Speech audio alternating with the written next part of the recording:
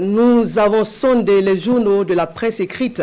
Les grands titres des parutions de ce jour, mardi 30 décembre, depuis l'ALT, où le sujet de l'obligation de siège au Burkina pour les grandes entreprises est de mise.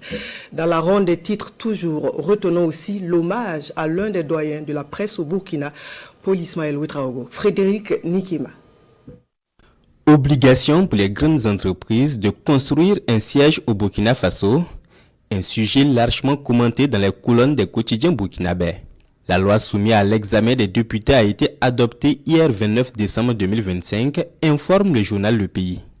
Selon le quotidien, c'est une loi qui marque un tournant historique car désormais, les grandes entreprises, celles dont le chiffre d'affaires annuel est d'au moins 5 milliards de francs CFA, sont tenues d'avoir un siège sur le territoire national.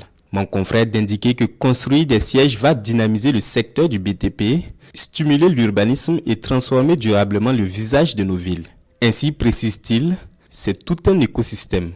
Sécurité, entretien, restauration, logistique, transport, énergie, autant de services connexes qui génèrent des emplois directs et indirects, souvent durables au bénéfice de la jeunesse burkinabé.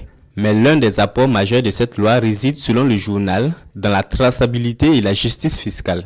Le quotidien informe que 6 mois ont été donnés aux entreprises pour proposer un projet immobilier et 3 ans pour achever la construction. Dans leur parution du jour, la presse nationale rend hommage à un des leurs. Paul Ismaël Ouedraogo, journaliste émérite, a définitivement rangé sa plume le 28 décembre 2025 à l'âge de 81 ans, informe l'observateur Palga. Un baobab du journalisme burkinabé s'est écroulé, titre aujourd'hui au Faso. Selon Le Pays, l'homme qui s'en est allé est un grand de la presse audiovisuelle.